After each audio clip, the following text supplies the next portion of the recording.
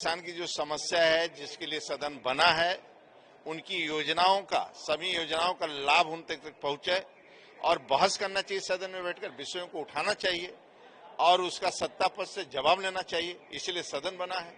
न क्वेश्चन और न कोई बहस। बाढ़ की समस्या, कोई भी जो समस्या उठाई है उस पर कम जनता को अवगत होना चाहिए, क्या स्थिति राज्य के अंदर है, उन समस्याओं का समाधान हो सके। लेकिन सदन चलने नहीं देना है किसी प्रकार के।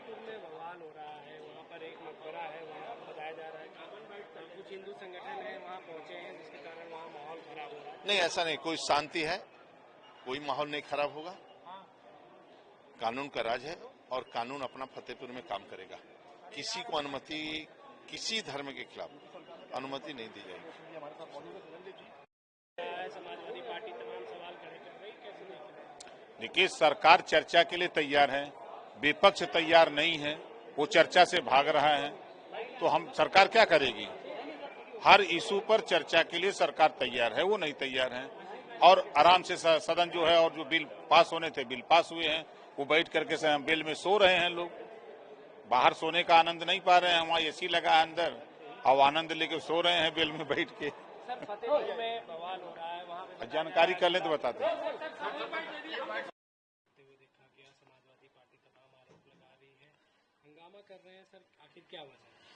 देखिए, विपक्ष के लिए इतना महत्वपूर्ण जो है सदन में अपनी बात को कहना का अवसर था और विपक्ष जानबूझ करके वो कुछ नहीं कहना चाहता है, सदन को नहीं चलने देना चाहता है, क्योंकि उनके पास कोई मुद्दा ही नहीं है। एक ऐसे छोटे से मुद्दे पर जो कि कोई मुद्दा ही नहीं है कि नेता प्रतिपक्ष को रोका गया,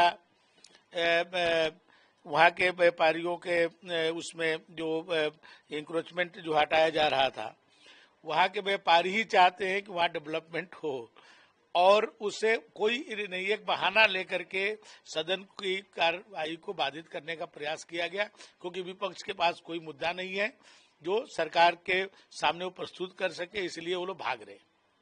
सर, पीडीए हो, स्कूल बंद का आरोप हो, ये तमाम चीजें, बाढ़ है, इन तमाम चीजों पे चर्चा के लिए चर्चा होनी चाहिए। सरकार तैयार है चर्चा के लिए। बार बार आग्रह भी माननीय विधानसभा अध्यक्ष जी के माध्यम से हुआ, फिर भी लेकिन उन लोगों के पास क्योंकि इतने बेहतर काम हुआ है, बाढ़ में समय रहते, बाढ़ आने से पहले ही उसकी पूरी तैयारी हो चुकी थी। आज सबको राहत सामग्री मिल रही है, सबको सही उचित स्थान पर उनको पदस्थापित किया गया है। मवेशियों को वहां पर जो है भूसा से लेकर के सभी चीज व्यवस्थित ढंग से मिल रहा है।